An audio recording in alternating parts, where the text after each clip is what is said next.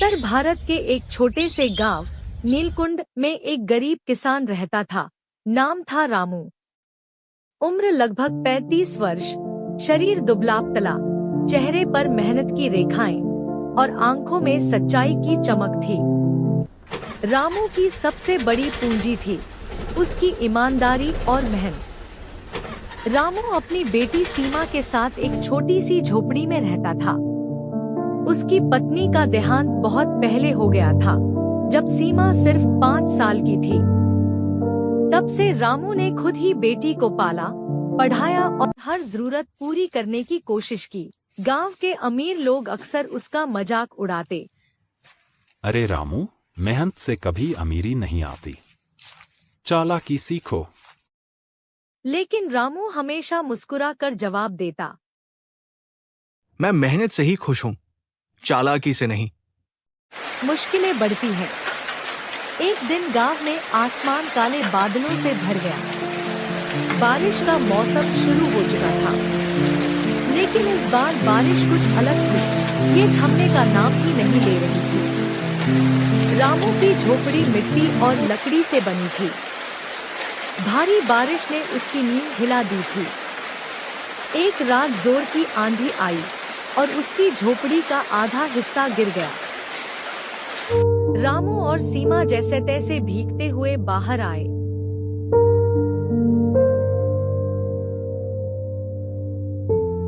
पूरा गांव जलमग्न हो गया था। खेतों में पानी भर गया, रास्ते बह गए।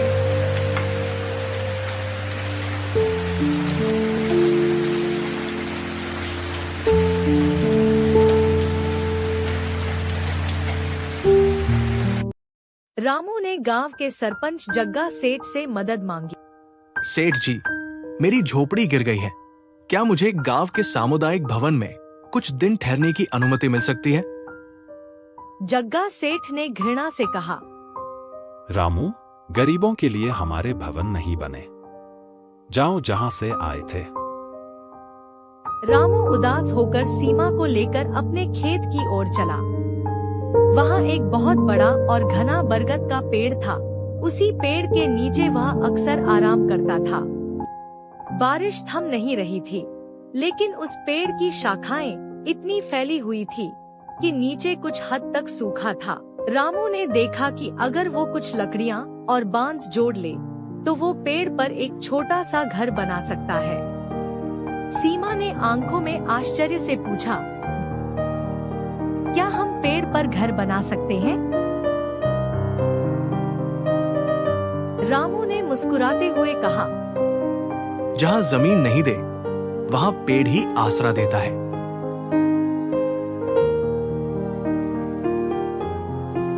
संघर्ष की शुरुआत। अगले ही दिन रामू ने काम शुरू किया। बारिश के बीच वो टूटे छप्पर, लकड़ी के टुकड़े, पुरानी रस्सियां इकट्ठा करता गया। गांव के लोग हंसते थे। रामू अब पागल हो गया है, पेड़ पर घर बनाएगा। लेकिन रामू ने हार नहीं मानी। हर दिन वो मजदूरी भी करता और हर शाम पेड़ पर काम भी। धीरे धीरे एक छोटा सा घर आकार लेने लगा। सीमा भी मदद करती थी, खाना पकाती, लकड़ियाँ उठाती और बापू को साहस देती। रामू और सीमा ने दिन रात मेहनत करके एक छोटा लेकिन मजबूत पेड़ पर बना घर तैयार कर लिया। बांस, लकड़ी, रस्सियों और छप्पर से बना वह घर ऊपर से देखने पर भले ही साधारण लगता था, लेकिन उसके अंदर एक प्यार भरा संसार बसने लगा। हर शाम रामू ऊपर चढ़कर सीमा के साथ बैठता, कुछ रोटियां सेंकता और कहानियां सुनाता। उनके पास ज्यादा कुछ नहीं था, लेकिन उस छोटे से पेड़घर में शांति, सुरक्षा और सच्चाई थी। वही गांव वाले जो पहले रामू पर हंसते थे, अब रुककर उसका पेड़घर देखने लगे। एक दिन गांव का एक वृद्ध बोला, रामू, तूने जो किया है वह कोई साधारण बात नहीं। तूने साबित कर दिया कि हालात चाहे जैसे हों, इंसान अगर चाहे तो आसमान में भी घर बना सकता है। रामू ने सिर झुकाकर कहा, मैंने कुछ भी असाधारण नहीं किया, बाबा, बस हालात से हार नहीं मानी। धीरे धीरे गांव के कुछ गरीब लोग भी पेड़ के नीचे आने लगे। कोई बाढ़ से घर गंवा चुका था, कोई बारिश से बीमार हो गया था। रामू ने उन्हें जगह दी, खाना बांटा और उन्हें सिखाया कि कैसे वे भी अपने लिए एक ऊंचा आसरा बना सकते हैं। एक रात रामू नींद में कुछ बड़बड़ाया, इतनी मेहनत के बाद भी क्या बेटी का भविष्य उज्जवल हो पाएगा। उसी रात रामू ने सपना देखा। उस बरगद के पेड़ से एक चमकदार रोशनी निकली और उसमें से एक वृद्ध चमकदार आकृति प्रकट हुई। वह बोली, रामू, तूने इस धरती को नहीं, अपने आत्मबल को घर बनाया है। मैं इस पेड़ का रक्षक हूँ, पेड़ देवता। तू जो बीज बोता है वह मेहनत का होता है और उसकी फसल सौभाग्य बनती है। रामू ने फोल्डेड हैंड्स करके पूछा, हे देव, क्या मेरी बेटी को सुखी जीवन मिलेगा? पेड़ देवता ने मुस्कुराकर कहा, तेरी ईमानदारी ही उसका भविष्य संवार देगी। जो लोग तेरे साथ अन्याय कर रहे हैं, समय उन्हें सबक सिखाएगा, लेकिन तू डगमगाना मत। और फिर वह आकृति धीरे धीरे प्रकाश में विलीन हो गई। एक नई सुबह।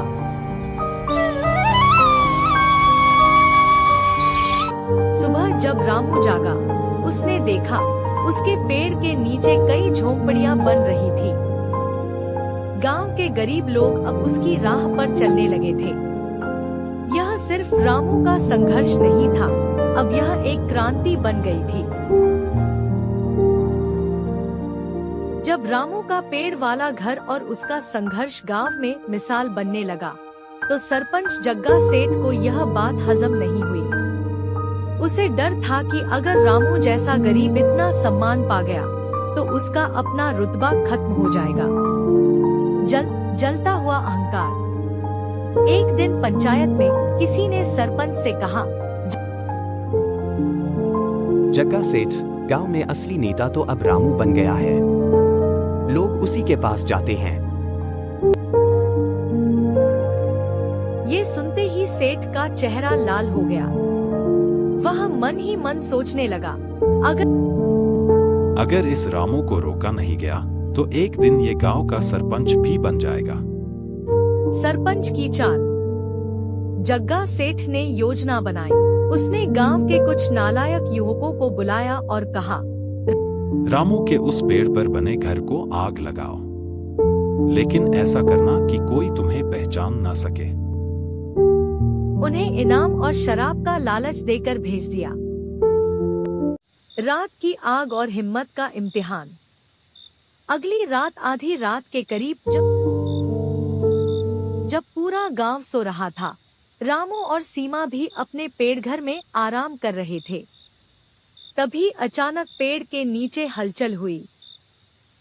कुछ लोगों ने नीचे सूखी पत्तियां और लकड़ियां जमा की और आग लगा दी।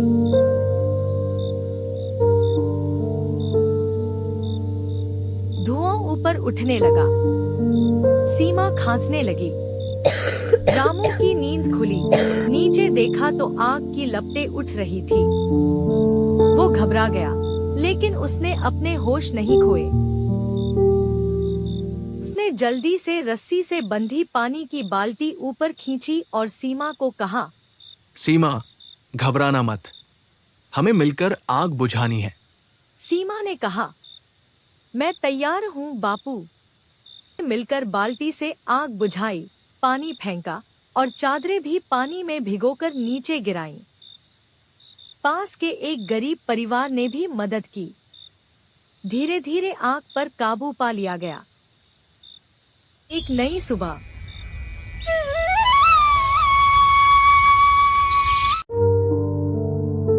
गांव की आंखें खुलती हैं। सुबह गांव वाले जागे और सबने देखा कि रामू का घर जलाने की कोशिश की गई थी। गांव की बच्चियां रोने लगी। हमें भी रामू चाचा के जैसा घर चाहिए। वो जलता तो हमारा सपना भी जल जाता। रामू खड़ा हुआ और बोला, अगर मुझे मिटाने से किसी की सत्ता बनती है तो मैं मिटने को तैयार हूं, लेकिन मेरी बेटी और इस गांव के बच्चों का सपना नहीं मिटना चाहिए। गांव की एक वृद्ध महिला सामने आई और बोली, रामू, तू इस गांव का असली नेता है। तूने बिना सत्ता के हमें रास्ता दिखाया। न्याय की मांग। गांव में सभा बुलाई गई। सबने जग्गा सेठ पर शक जताया, लेकिन रामू ने कहा, मैं सबूत के बिना किसी पर इल्जाम नहीं लगाऊंगा, लेकिन जो भी ये करता है वो गरीबों का दुश्मन है।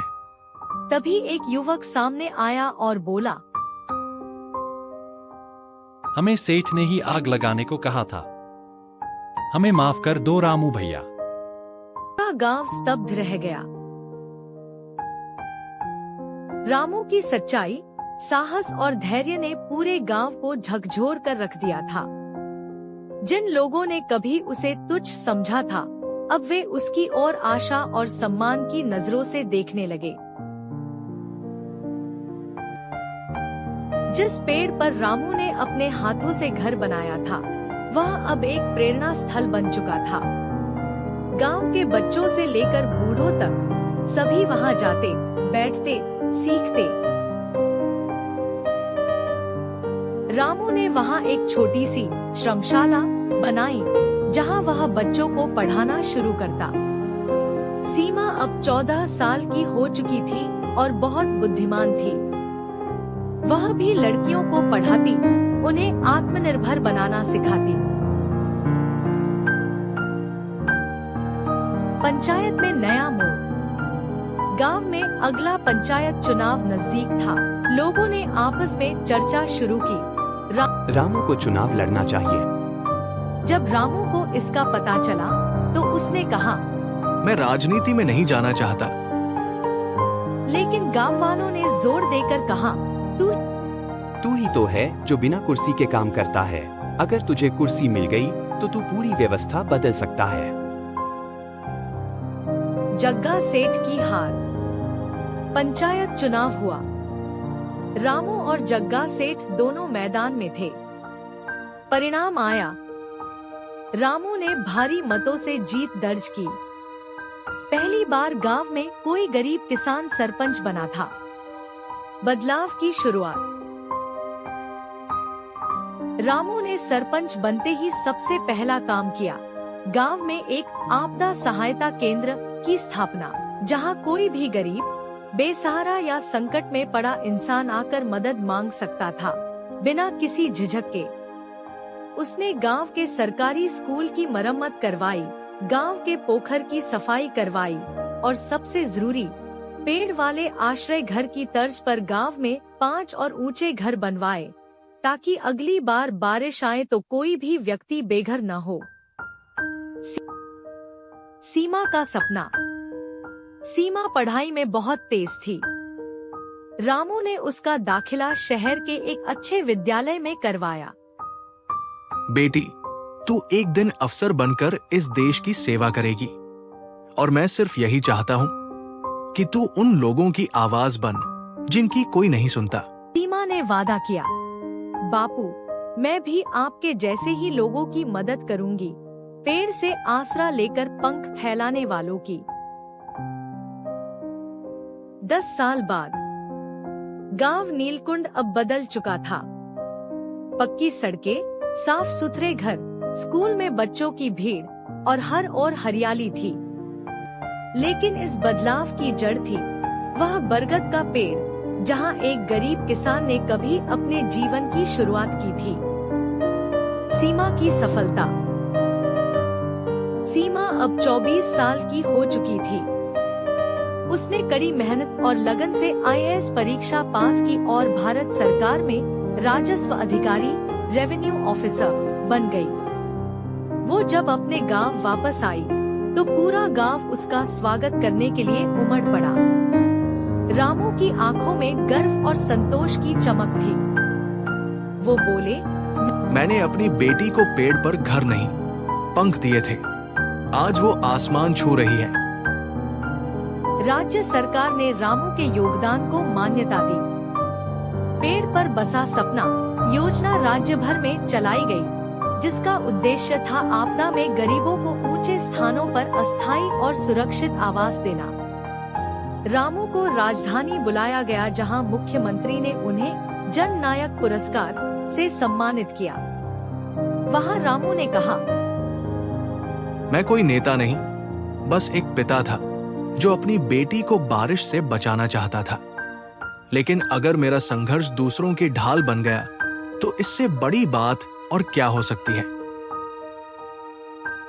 राष्ट्रीय स्मारक बना पेड़। रामू के पेड़ वाले घर को सरकार ने ग्रामीण नवाचार स्मारक घोषित कर दिया।